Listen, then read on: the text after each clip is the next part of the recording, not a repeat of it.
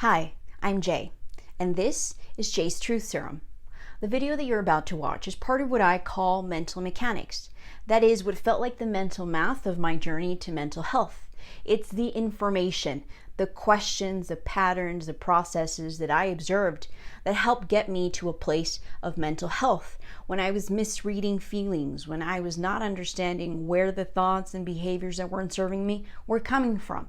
These things help click things into place to get me to a place of peace, calm, self-confidence, and control. It helped me, and I hope that it helps you. Thank you for watching.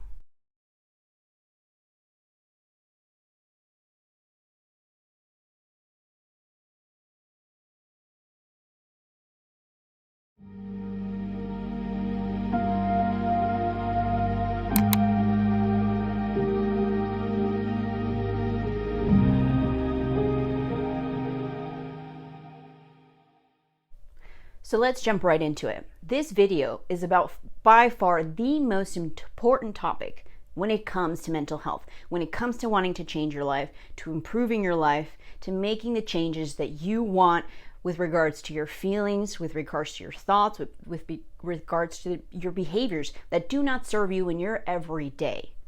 And that is feelings.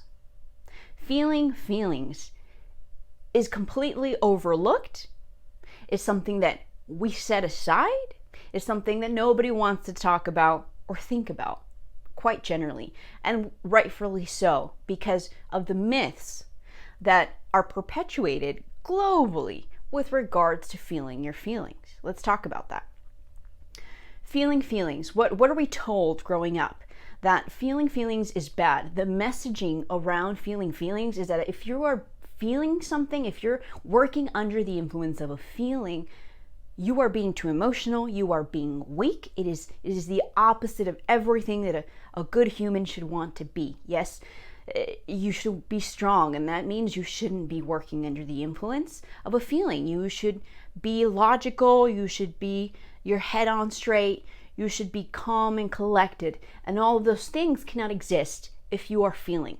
And that is the opposite of reality. What separates us from other species?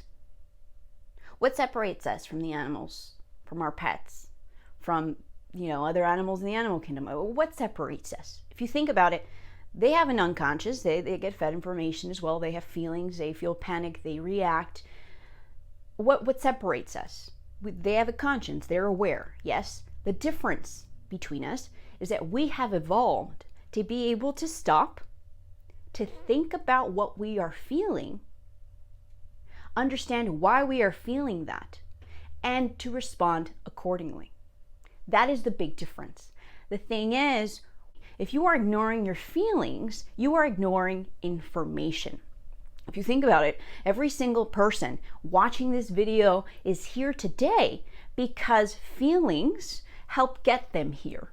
Feelings are the key to our everyday survival. You may not be registering it, because we've evolved for these things to simply be automatic for us, which is a good thing, right? If you're just chilling at home, you're not panicking, you're not feeling anxiety, you're just chilling, watching TV, you are feeling safety. You're not registering it, it's automatic. You don't have to be aware of it. That is a good thing. You really only register things when you're having immense joy, when you're feeling a need for food, when you're feeling panic, fear, and you learn to respond to those things. Yes, you are feeling every moment of every single day. That is how important feelings are. That is how you and every other human being has gotten to today. By feeling something. The difference now is being aware of when you're feeling versus those feelings just running on automatic. Feeling feelings is the difference between living your life being controlled by your feelings versus living your life being feeling informed. In one situation, you have these cycles coming back to haunt you of feelings, thoughts, behaviors that do not serve you, completely running your life without you having any control, seeming spontaneous, seeming random, frustrating you moving forward. versus being feeling informed, whereby you get to understand what's going on, what's missing, how to fulfill it. You take control. You're not reacting to situations. You're not letting anxiety, anger, stress, you name it, control the situation, keep you from living your life, and keep you from doing the things that change you the way that you want to live. Let me tell you, feeling feelings changed my life. I am a completely different person than I was a couple years back. Major depression used to rule my life. My inner critic used to rule my life. Used to stop me from opportunities, from healthy relationships, from feeling good about myself, from believing in myself. And anxiety, I would avoid situations because I was so insecure, because of so many things that mentally were bogging me down, that began to change when I started to feel. When I started to understand that feelings matter, that feelings don't only matter, they are information. They are part of a pattern. They are the key to helping you change things, right? We are made of information. Our psychological DNA consists of information that becomes associated to needs, to feelings, to thoughts, to behavior, with behaviors. Our everyday consists of patterns that we go through on automatic all the time, which is great because we function very efficiently. But when those patterns are fed by unhealthy information, by bad messaging, by bad information, then we don't fulfill our needs like we need to. That is why reading feelings, which is the information that our unconscious sends us about our needs, when we read those messages, then we can fix whatever information is unhealthy. We can fix whatever is leading us not to respond to our needs, and help all of those cycles of unhappiness, of depression, of numbness, of something is missing. We change that when we start to listen to that information. Yes? So, if you think about it, you respond on automatic to your basic physiological needs every single day, like that. You are so efficient. When you get a hunger pang, you had a need right before that. You had a need, you get that hunger pang, you get the feeling you associated with food, just like this. You don't even think about it. You eat. Same thing with all our other basic physiological needs. It's automatic. That didn't happen just at birth. Okay? Those associations weren't present. You cried, and you cried because you felt something. You didn't know what you were feeling as a child. Your parents fed you.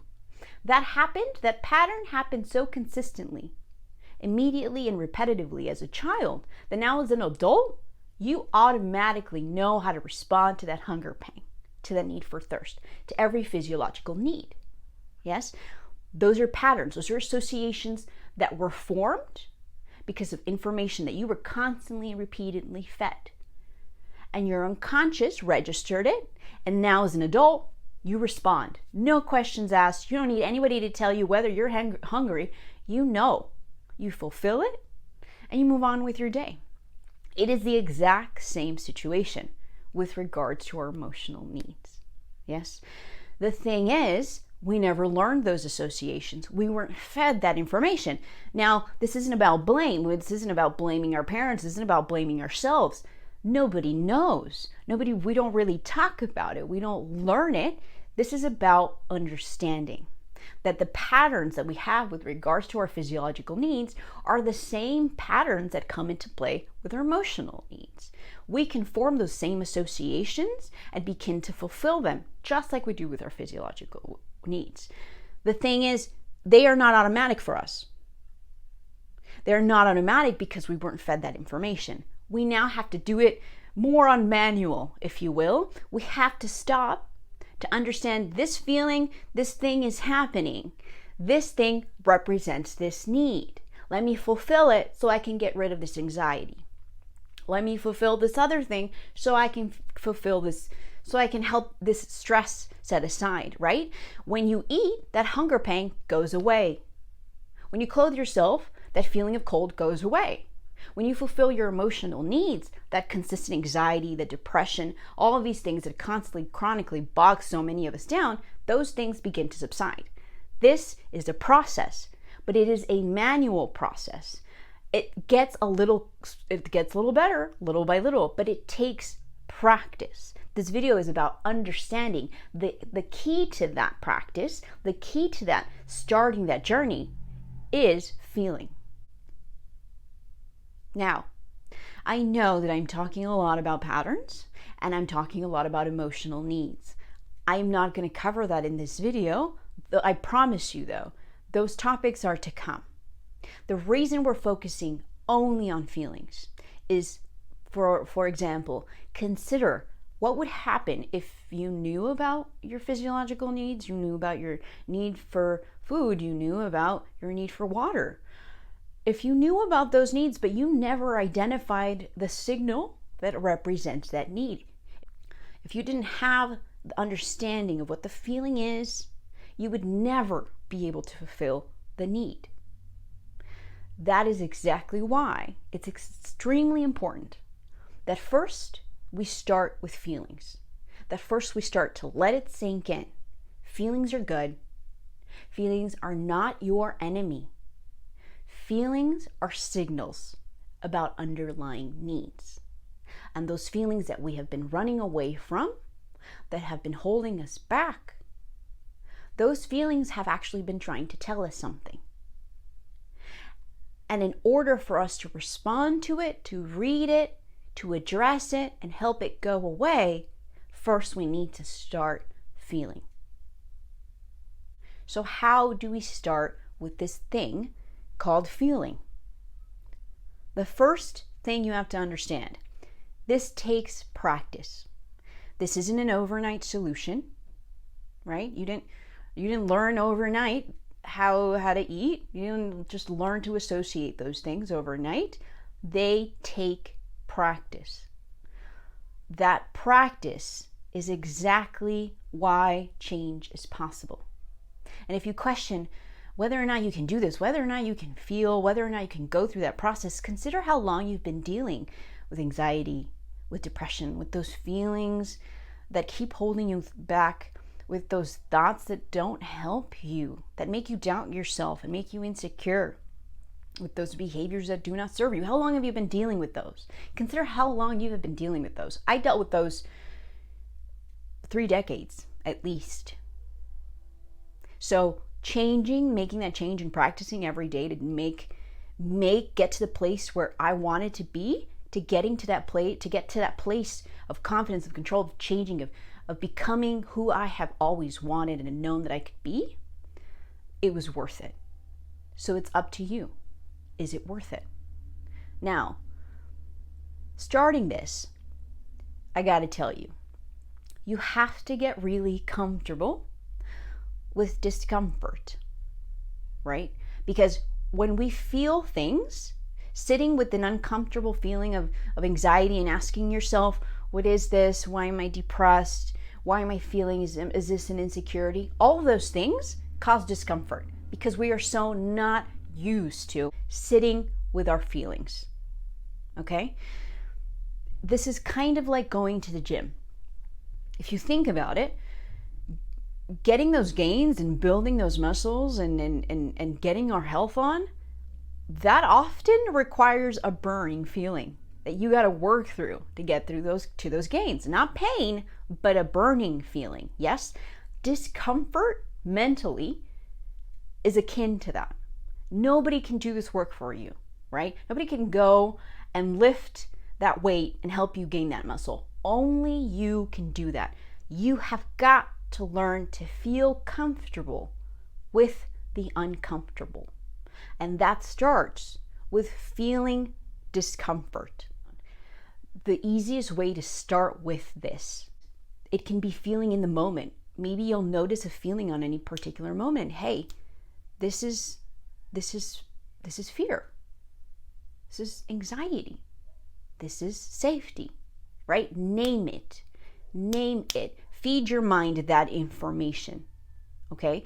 Gain that information, add that into your psychological DNA. You can be the transcriber for your very own mind, okay? I know these things sound a little odd, but this is a language that we got to start learning, okay? Nothing is too small for your mind. Nothing is too small for you to get better. So it can be that route. It can be that route of identify a feeling when it comes around.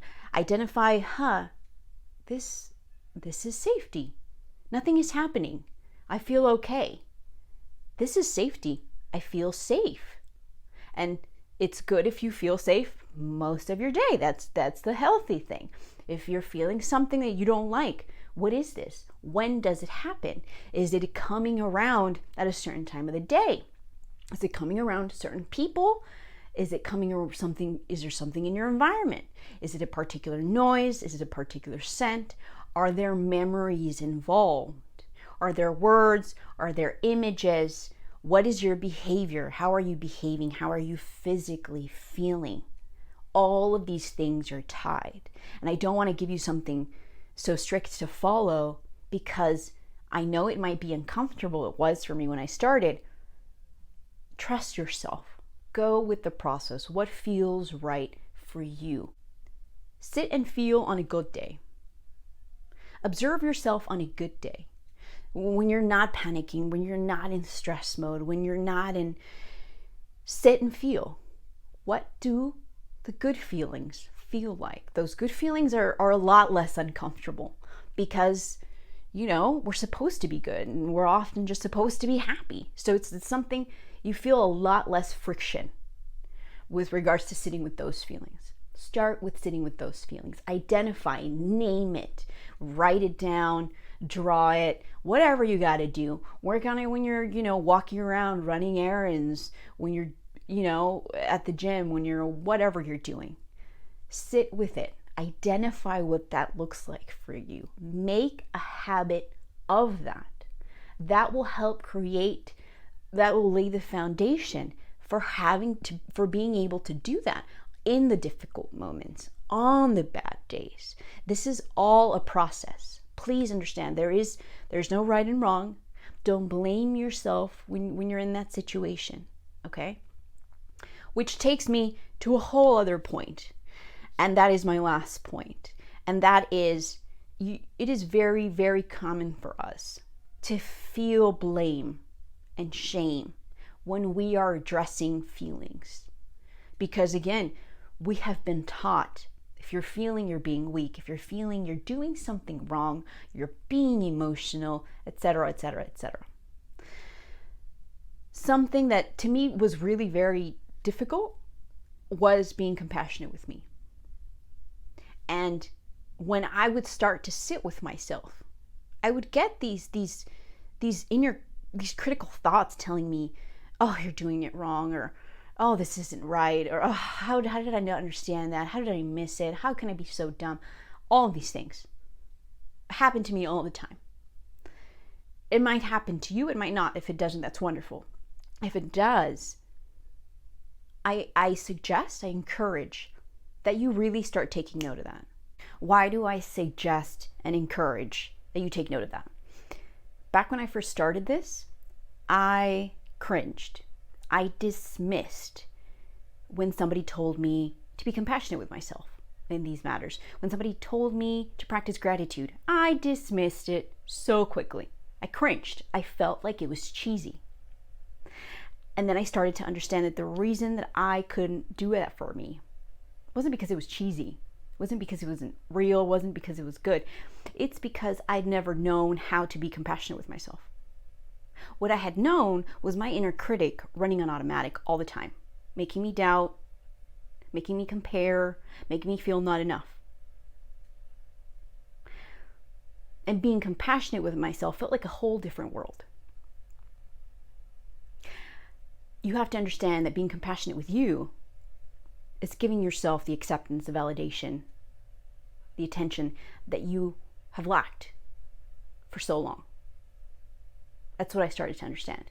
And I started to understand that that our psychological DNA composed of all of these piles and piles and infinite pieces of information, I had to stop adding to those negative piles of information, because those negative piles of information were what made my inner critic automatic so quick. You have to stop and note those thoughts, those feelings, to stop adding to those piles of negative information, to start rewriting the script, to start new piles of information, positive, healthy messaging, healthy information to feed into that change of life, so that the inner critic no longer is automatic, those insecurities are no longer automatic, so that not feeling enough is no longer automatic, so those bad feelings are no longer automatic, but so that instead you start to feel far more valid, accepted, seen, heard, safe. Stop adding to the negative piles of information. Check those thoughts, note those thoughts, and that in effect is starting to rewrite that script. I believe in you. Now it's time that you believe in yourself. I hope this video was helpful. I appreciate you being here. Thank you for choosing yourself. Thank you for watching.